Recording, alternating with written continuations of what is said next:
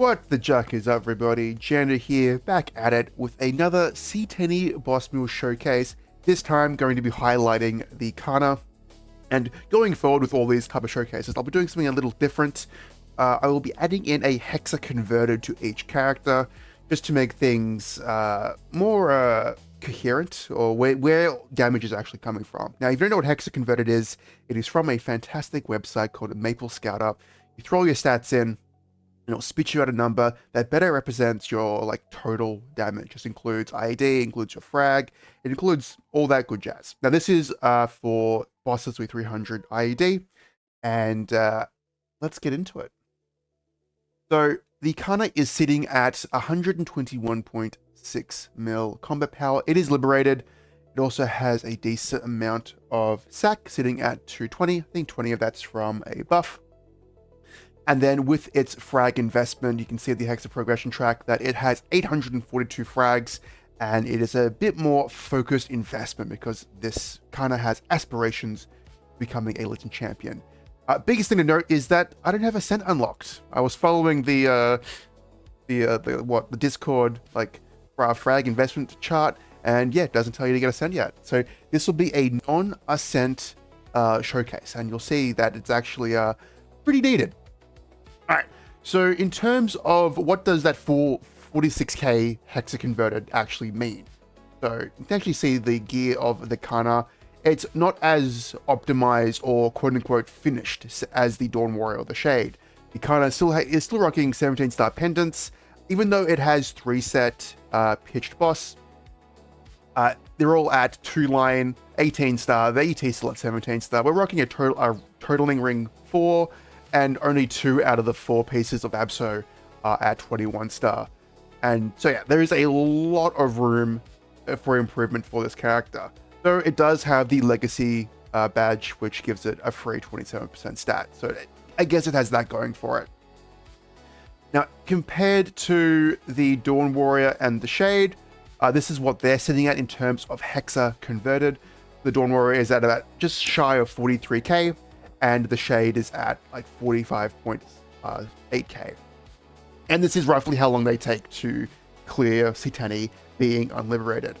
Now the Kanna is at 46.7, and we'll see how this fares. And kind of crazy just thinking this, the only difference between the Kanna and the only reason this is bigger than the Shade is because it's liberated. So you can kind of see just how much these two will be catapulted once they do become liberated. Them should be easily within or close to or at 50k, which is going to be pretty nice. All right, let's get to the VOD itself now that I've shown the disclaimer, and we will go into the VOD. I said we'll go into the VOD. There it is. All right. We start off, grab the buffs as usual, and we jump on into V Healer. Always start with the hardest one first. Now, Kanna is an extremely front-loaded burst-based class where it'll just dish out all of its damage within a 10 to 20 second window. It's a really strong origin as long as you're using it on her buffs. And that was one burst, and V Healer's already down 30% of her health, which is just immense. Then Kanna has quite a bit of residual, and you can see here it's a minute into the fight, and I think finally the residuals finally end, and the boss is at 63%. See me trying to turn off the soul because I don't like it being there, and I managed to stay alive. But yes, Kanna will basically, you summon 3 of her waifus, and then you basically spam each waifu has 2 skills, and you're just spamming them the moment they come on cooldown. Each skill, I forgot which skill resets which skill, but the class does have its own inbuilt reset system, unaffected by cooldown skip. And so whenever you press a red skill, I think red skills will proc green skills, or one skill will proc the other skill. Look, I just see the flashy color. I press it, it does damage. We're good. But because of this, burst can be quite swingy. You can either do your floor, which is a decent chunk, but then you can do double the amount if you high roll resets. So we can see here that with 2 bursts in, and Healer's basically dead already. It's like she's at 33% HP. This class is yoked in terms of damage.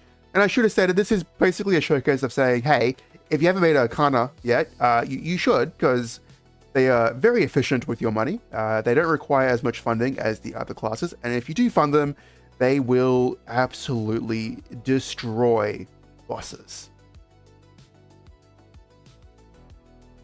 We're closing in at the end here.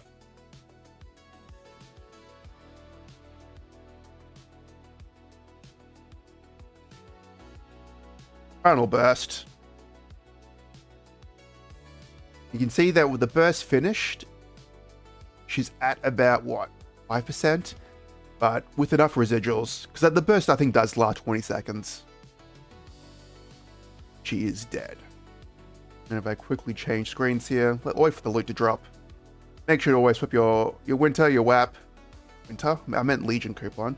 Got a day break, which is kind of nice. And I'll just bring this up for a second and bring it to the second screen. But that was a 4-minute, 30-second clear on the healer. Alright, next up is Darknell. I will say Kanna's kit is quite responsive. She has, I think, by far the best teleport in the game. You can use it mid-air. She has a very responsive up jump. And then you can use TP either left or right while in the air. You can't TP up in the air if there's no platform. Hey, but that's fine. She has her own personal iframe, and then she has the class mage iframe. So she has quite a bit of get out of jail free cards. I believe her red summon gives her lifesteal, and I think one of them gives you like a one-time status resist, which is only, I think, used when you're bursting. Outside that, you have a toggle with mana overload, which just gives you more free damage. And during this 90 seconds that I've been yapping for, Darknell's lost 60% of its HP. So kind of is something else.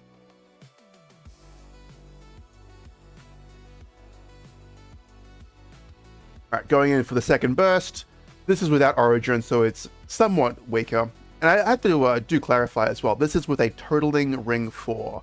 So while it's by no means a bad Oz ring, it can be so much better if this was a Raw 4, even a Raw 3. Honestly, I think a Raw 2 would be better. So don't quote me on that.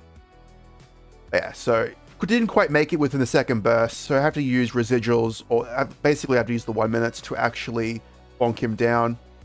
That's still a 3 minutes, what, 3:10? 3 minutes and 10 seconds, which is just absurd. Up the box, just get some money, and we go next. The next up is Gloom. Now this is going to be a little difficult because I don't have Ascent, but then again, I don't have, these Ascents won't be opening Gloom. You need to be quite strong for that. So I fuck up and get hit by a leg. So I was like, you know what? I don't need to be doing anything for the first minute. So I'm just going to sit chill. I'm just going to AFK. AFKing, waiting for the thing to open, the eye to open. But then I can go crazy.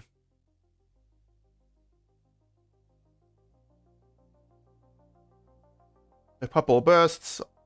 Usually you start up with a debuff, which is this skill here. This skill here. And then I usually go into order. I go top, then bot. You want to end with Execute, which requires stacks. You can see on the debuff here. If they have 10 of these, that's when you want to press Execute.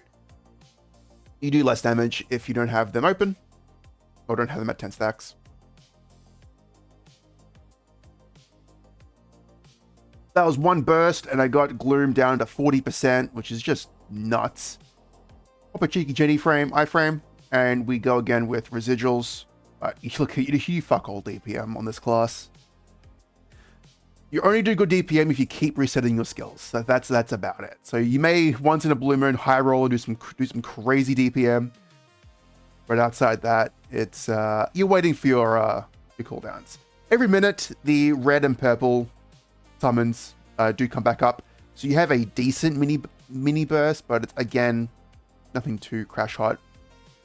You can see here that we get it down. So that was with a burst. So I did about, what, 10% with 1 minute, and then do another 30%, or yeah, basically the remaining 30% with the second burst. And that's Gloom. Gloom is dead in 2 minutes, 36 seconds if you don't include the 1 minute one time. And look at that. We get a cheeky ET. And we also get a thing for the guild, which I'm more happy about since this is its third ET. This Kanna is just a high roller. We'll tap those one Star Force event and see if we can go for something higher than 18 star. I think it's at 17 stars still. So we have the sky's the limit here. And now for Commander William. This is where probably the weakest part of Kanna's burst-oriented kit. And that is you have to try and, if you're not strong enough, and if you're only a full burst, like part one, like phase one, a segment of each part, I would say, you're going to run into some issues. So for the first 2 segments, I kind of split my burst, which was enough to clear one side and clear the other. But you can see here on the second segment how tough it is to try and chip damage your way through this without burst.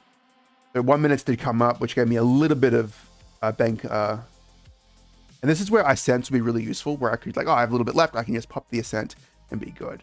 But I do manage to eventually chip out of this segment, which is great. Go through test.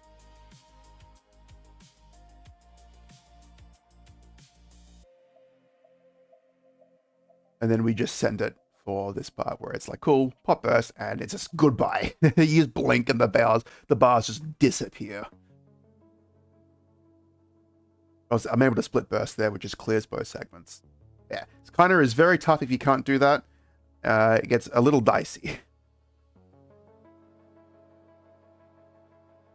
And more annoyingly is we enter phase 2 without any burst up, so we have to kind of like improv for the first part of this.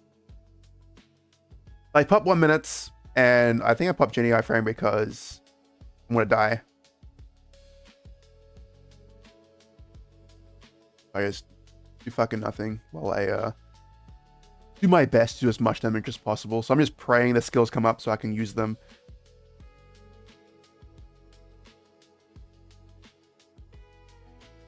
End up inting there, which is, hey, look, it's fine. 2 minutes to come up, so I just summon the red and the purple ones. The red one is basically has 100% uptime, while as the purple is on a 30-second cooldown. Well, it's 50% uptime, is what I wanted to say. However, a little messy, but I do manage to clear without using the juice. In saying that, once I can attack for part 2 of phase 2, I send it, and the bar just disappears.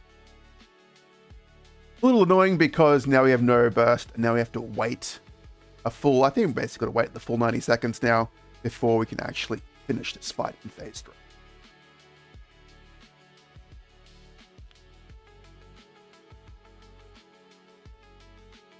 Ideally, you want to spawn in phase 3 with burst up so you can just absolutely nuke him. But with Kanna's DPM, you can see that, 14%? But we're getting there. We're slowly chunking him as I get hit by absolutely everything.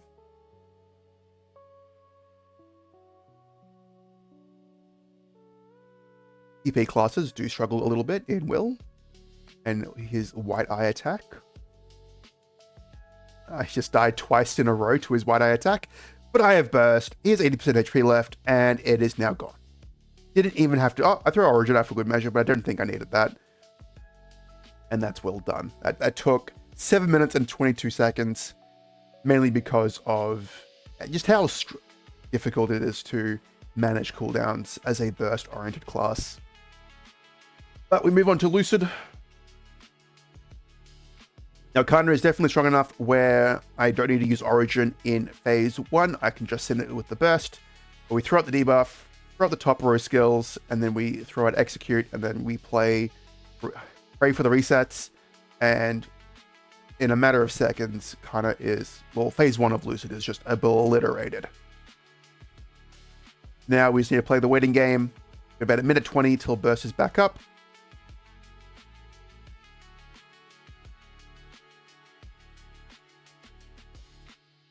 We just run around, pretend to be doing damage against Lucid. Do our best to stay alive to show that I have skill in this game.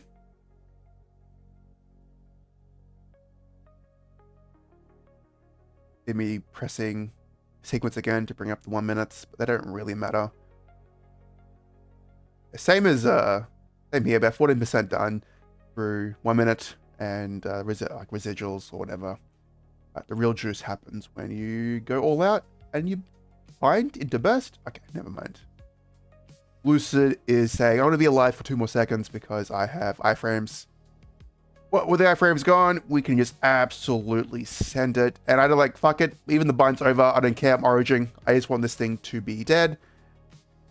And thanks to the power of your residual burst, you still have enough to pierce to pierce through phase 3. Boom. That's Lucid done in about 2 minutes, 49 seconds. Get a cheeky Twilight mark, which is kind of nice. And then we go slime. It's like, wait a minute, you've only got like 3 to 4 minutes left of coupons. There's no way we can do slime in that long. No way, no chance. Let's see how we fare in slime. Immediately jump in, we bind, we debuff, we burst into origin. We get like 1% of the origin inside the totaling ring.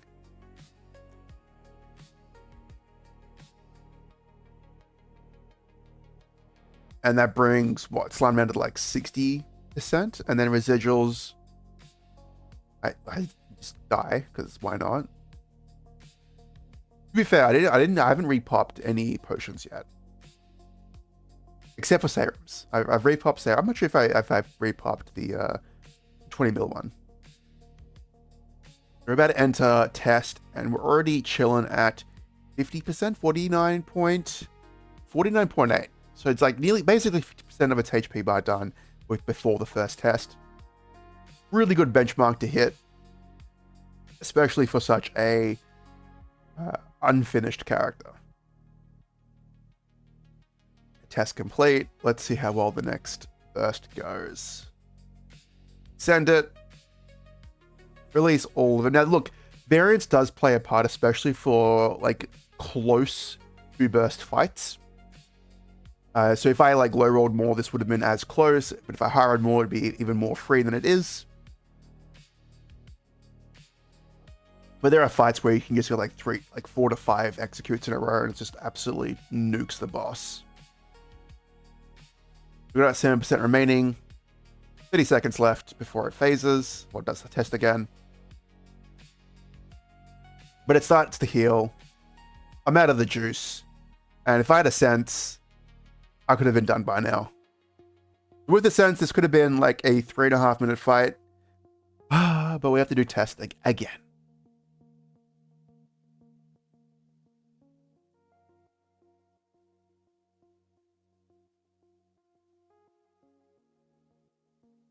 And because I was focused on burst, I didn't set up the gates this time. So now I'm waiting even longer.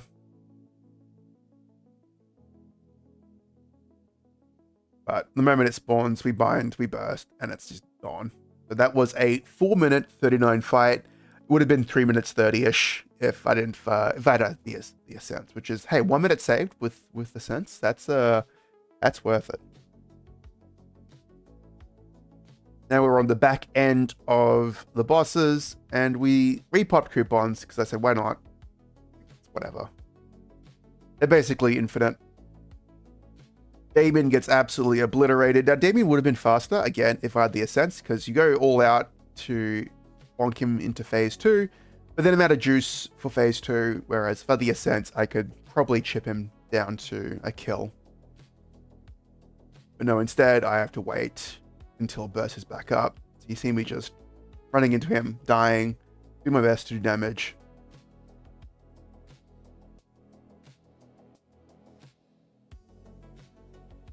Basically, I'm just trying to pass the time until burst is up because I can't do much until the burst is here. Even with 1 minute, it's not enough to do any chip damage.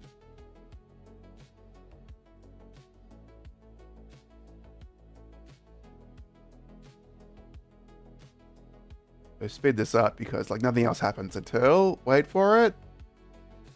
First up, and he's dead. Oh, never mind. He wants to be alive for a little bit longer. We get out. We burst. It's gone. So that could have been a much, much faster fight with a sense, but it took 2 minutes and 9 seconds.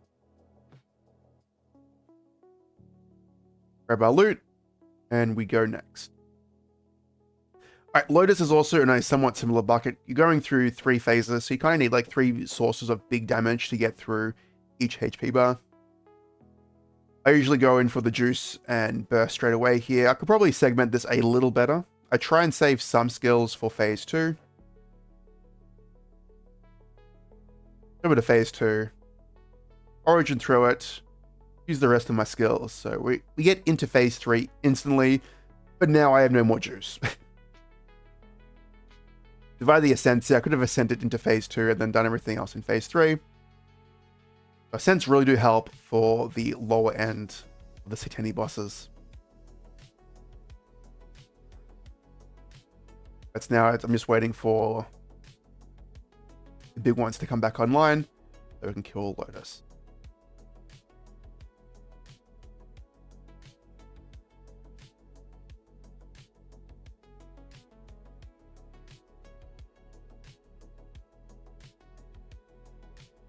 All right, burst up, and goodbye, Lotus. And that's the 8. What, 1, 2, 3, 4, 5, 6, 7, what, the 7 commanders of Black Mage and Slime, dead within 35 minutes. Now he's playing cleanup duty for the baby bosses. Get a ring box, pop it open, and we get fucking nothing. Could you imagine that was a raw 4? Such a power increase. Yeah. Ascents also have that with the baby bosses, but instead I have to use actual skills.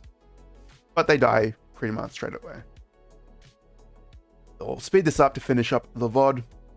But yes, highly recommend making a Kanna, despite some some of the awkwardness there is to navigate using their burst. They are still an extremely strong class. The Healer, Dark Now, Gloom are all like super easy as Kanna. A little tricky with Commander William.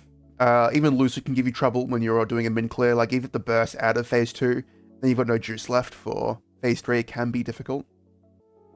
But again, like Slime, they're really good for Slime. Again, Damien becomes much easier once you have Ascent, and so does Lotus. But when you liberate, like all these bosses are basically jokes. Like you just destroy them. But yes, highly recommend making a Kanna. They are really fun to play, really snappy, and they feel great. The TP is just fantastic. Good survivability. You have 2 iframes out of the gate, and then you've got the Jenny iframe when you liberate. The summons do give you quite a bit of utility. I think you get lifesteal. As I said, you get like a resist debuff. I think it's resist debuff. And maybe some other things that I just can't recall. Your big Haku skill that turns the map yellow is also an iframe. I think when you cast it, but most definitely when you end it. We'll see. Do I go into iframe when I use it? You do. Oh, maybe that was the boss dying into iframe status. But that'll do it. 14 boss crystals, light work. As you play inventory management, pop the MVPs, throw them in for the main. And can we cap it out? All right, cool. Oh, can I pause? Thank you. 41 minutes, 55 seconds. So that's what? About 20 minutes faster. Oh, 20 to 30 minutes faster than the Shade and the Dawn Warrior. They're quite a powerful class. Highly recommend making one of these things. I cannot say it enough. This gear is nowhere near done, so it's going to get even faster when everything is done. Like I plan to switch these out for like Arcanes. Like God, once these are 22-star Arcanes, and then I need to change this. This is fake. It's on an 18 star. That's a mistake. Ignore that. But once they've got 21 star, this goes infinite stars. Like, god damn, there is so much room for improvement. This slime ring's still unique. But yeah, that is a 121mm CP Kanna in a nutshell. Highly recommend to make one of these things. Until next time, have a good day. I'll see you all in the next one.